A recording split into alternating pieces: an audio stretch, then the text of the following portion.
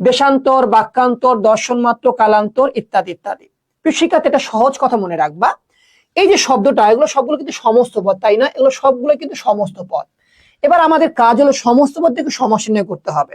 মনে রাখবো আমরা, যদি কোনো সমাসের পরপদে, কি পদে বলতো, পরপদে অন্তর অথবা মাত্র চোখে পড়ে, তাহলে সেটা মনে রাখবো আমরা, সেটা হচ্ছে নিত্য সমাসের এক্সাম্পল। কিসের এক্সাম্পল বলতো? সেটা হচ্ছে নিত্য সমাস। যে সমাসের পরপদে অন্তর অথবা মাত্র থাকবে সেটাই হচ্ছে নিত্য সমাস। এবার একটু খেয়াল করে দেখো তো, দেশান্তর, দেখো শব্দের শেষে অন্তরটা কমন আছে। বাক্যান্তর, দেখো শব্দের শেষে অন্তরটা কমন আছে, আছে কিনা দেখো তো। মাত্র, দর্শন, দেখো বাক্যের শেষে শব্দের শেষে মাত্রটা কমন আছে। কালান্তর, দেখো শব্দের শেষে অন্তরটা কমন আছে। তাহলে প্রিয় শিক্ষার্থী দেখো, সহজে কিন্তু আমরা বুঝে গেলাম এগুলো সবগুলো কি বলতো, নিত্য সমাসের এক্সাম্পল। নিত্য সমাস কি? অপ্রধান সমাস। সমাস তো আমরা জানি প্রধানত 6 প্রকার: দ্বন্দ্ব, দ্বিগু, কর্মধারয়, অব্যয়ভাব, বহুব্রী আর হচ্ছে তৎপুরুষ সমাস, তাই তো? পাশাপাশি আমরা মনে রাখবো নিত্য সমাস একটা সমাস রয়েছে, যে সমাসটা চিনবো কিভাবে করে, সমস্ত পদের শেষে হয় অন্তর অথবা মাত্র আমাদের চোখে পড়বে। আর নিত্য সমাস হলে যখন তুমি তার ব্যাস বাক্য বানাবা, তখন মনে রাখবা ব্যাস বাক্যের শুরুতে তুমি এখানে অন্তর থাকলে সেটা উঠিয়ে দিয়ে তুমি বাক্যের শুরুতে অন্য ব্যবহার করবা। আর যদি তুমি মাত্র চোখে দেখো, তাহলে ব্যাস বাক্যের শুরুতে তুমি তার পরিবর্তে কেবল ব্যবহার করবা। আসো তাহলে আমরা কথাগুলো মিলাই নেই। যেমন ধরো বলছিলাম, ধরো পরীক্ষা এলো যুগান্তর, এই যে দেখো যুগান্তর এলো। দেখো তুমি বলবা স্যার এই যুগান্তরের মধ্যে তো পরপদ শেষে অন্তর আছে, তাই তো? স্যার কি বলেছিল, যদি কোনো শব্দের শেষে অন্তর থাকে তাহলে সেটা নিত্য সমাস। দেখো এটা কিন্তু নিত্য সমাস, তাই না? এবার শব্দ কিন্তু আমি চিনে ফেলেছি, সমাসটা চিনে ফেলেছি। এবার আমার কাজ কি ব্যাস বাক্য তৈরি করা। ব্যাস বাক্য কি হবে?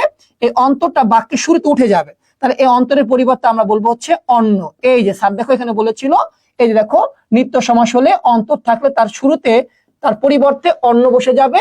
আর যদি মাত্র থাকে শেষে, তাহলে সেটার পরিবর্তে কেবল বসে যাবে। এবার দেখো যুগান্তরের শেষে আমরা অন্তর দেখতে পাচ্ছি, এই অন্তরের পরিবর্তে আমরা কি লিখেছি বলতো? অন্য লিখেছি।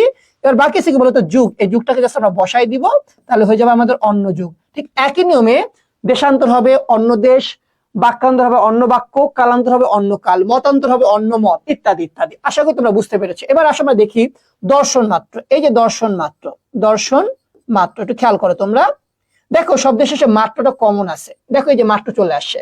যদি মাত্র দিয়ে চলে আসে তাহলে আমরা কি মনে রাখবো? তাহলে মনে রাখবো আমরা ব্যাস বাক্যের শুরুতে তার পরিবর্তে কেবল ব্যবহার করা। কি ব্যবহার করা বলো তো? কেবল ব্যবহার করা লাগবে। তাহলে আসলে ব্যবহার করে ফেলি, তাহলে আমরা বলবো যে কেবল। হ্যাঁ, এই যে কেবল। বাকি আছে কি বলতো? দর্শন। এই দর্শনটাকে তুমি বসায় দাও, হয়ে গেল কেবল দর্শন। এটা হচ্ছে নিত্য সমাসের এক্সাম্পল। মনে রাখবো আমরা, যদি কোনো সমাসের শেষ পদে অন্তর অথবা মাত্র থাকে তাহলে সেটা নিত্য সমাস। আর নিত্য সমাস হলে অন্তর যদি থাকে তার পরিবর্তে বাক্যের শুরুতে অন্য বসে যায়, আর যদি মাত্র থাকে তাহলে তার পরিবর্তে কেবলটা বসে যায়। এটা হচ্ছে আমাদের নিত্য সমাসের স্ট্রাকচার। মনে রাখবা এই কথার বাইরেও 3টা শব্দ আমাদের মনে রাখা লাগবে। একটা হচ্ছে আমরা, এই যে আমরা, হ্যাঁ এই আমরা, কাল সাপ, আর হচ্ছে কি বলতো 92, এই যে 92। এই 3টা শব্দ আমরা আলাদা করে মনে রাখবো, কারণ এই 3টা শব্দ কিন্তু নিত্য সমাস এবং এই 3টা কোনোভাবে এগুলোর সাথে কিন্তু মিলানো যাবে না, তাই না? এই 3টাকে আমরা আলাদা মনে রাখবো। আমরা ব্যাস বাক্য হবে আমি, হ্যাঁ আমি, তুমি ও সে। এই যে মনে রাখবো আমি, তুমি ও সে। কাল সাপ কি হবে? কাল মানে জম, হ্যাঁ জম, এখানে লিখে দিতে পারি আমরা জম তুল্য সাপ, অর্থাৎ যে সাপ কামড় দিলে বাঁচার কোনো সুযোগ নাই সেটা হচ্ছে কাল সাপ।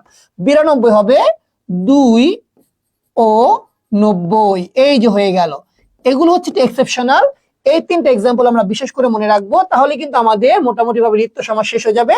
নিত্য সমাসে বলে 2টা কথা মনে রাখা জরুরি। একটা হচ্ছে কিছু শব্দ দেখবো আমরা, যে শব্দগুলোর শেষে হয় অন্তর থাকবে অথবা মাত্র থাকবে, সেটা নিত্য সমাস। আর নিত্য সমাস হলে অন্তরের পরিবর্তে বাক্যের শুরুতে অন্য বসে যাবে, আর কেবল থাকলে তার পরিবর্তে কি বসে যাবে বলতো? মাত্র থাকলে তার পরিবর্তে কি বসে বলতো? কেবল বসে যাবে।